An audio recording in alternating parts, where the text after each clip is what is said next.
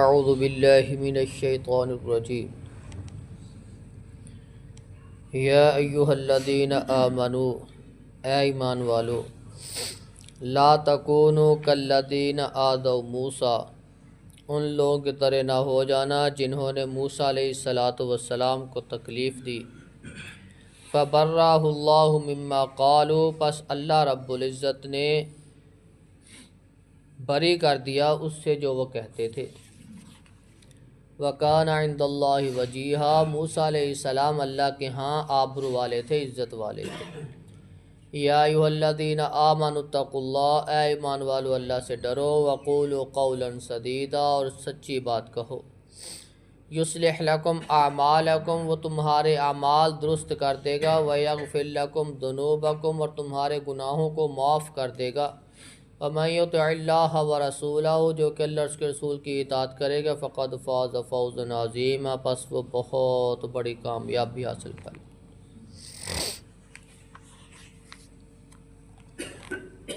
یا ایھا الذین آمنوا لا تکونوا کالذین آذوا موسیٰ اے ایمان والو ان کی طرح نہ ہونا جنہوں نے موسیٰ علیہ السلام کو تکلیف دی۔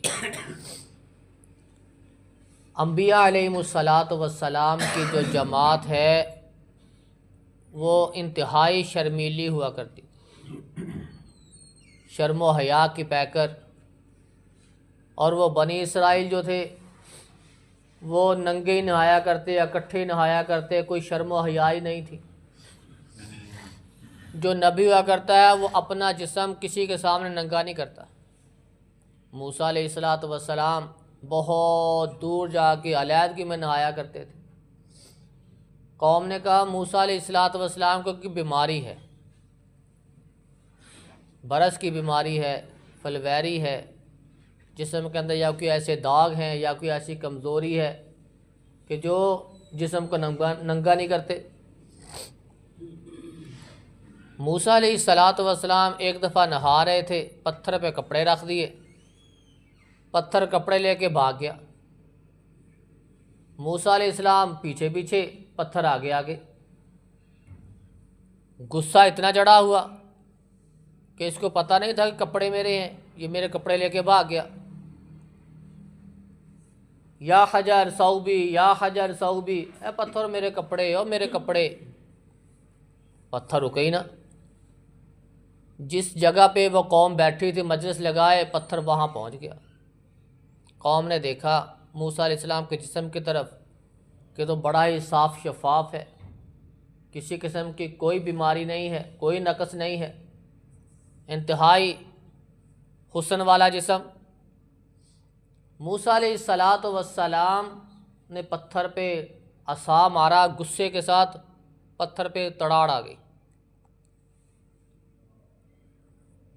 اللہ رب العزت نے جو لوگ کہتے تھے کہ موسیٰ کو بیماری ہے، فلاں ہے، وہ اللہ رب العزت نے سب کے سامنے کھڑا کر دیا کہ دیکھ لو کوئی بیماری نہیں ہے۔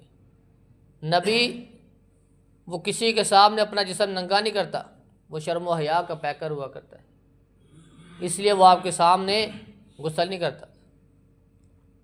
اے ایمان والو، جس طرح موسیٰ علیہ السلام کو یہ تانے دیے گئے، تکلیفیں دی گئی، ایسے اپنے نبی کو تکلیف نہ دینا۔ مال غنیمت کے موقع پر ایک ساتھی اٹھا کہنے لگا آج عدل و انصاف نہیں ہوا، آج مال غنیمت کو صحیح انداز سے تقسیم نہیں کیا گیا۔ آپ علیہ السلام نے فرمایا یہ کوئی اتنی بڑی تکلیف نہیں ہے، موسیٰ علیہ السلام کو صحیح بڑی تکلیفیں دی گئی تھی۔ اے ایمان والو، اپنے نبی پہ تانے دانے نہ کرنا، ان کو تکلیف نہ دینا کسی قسم کی۔ موسیٰ علیہ السلام کو اللہ رب العزت نے ان باتوں سے بری کر دیا۔ یا ایھا الذین آمنوا اتقوا اللہ وقولوا قولا سدیدا، ایمان والو اللہ سے ڈرو اور سچی سچی بات کہا کرو، سیدھی بات، گھما پھرا کے بات نہ کیا کرو، سچی سچی بات کیا کرو۔ اس سچائی کی وجہ سے یصلح لکم اعمالکم، اللہ تمہارے جو اعمال ہیں وہ درست کر دے گا، تمہارے معاملہ صحیح کر دے گا۔ ویغفر لکم ذنوبکم، تمہارے گناہوں کو بھی معاف کر دے گا۔ ومن یطع اللہ ورسولہ، جو کہ اللہ اور اس کے رسول کی اطاعت کرے گا، فقد فاز فوزا عظیما، حقیقت میں وہی کامیاب ہوگا۔ اللہ اور اس کے رسول کی اطاعت یہ کامیابی کا باعث ہے، سچائی یہ کامیابی کا باعث ہے، جھوٹ یہ ناکامی کا باعث ہے، جہنم ہے، سچائی جنت ہے۔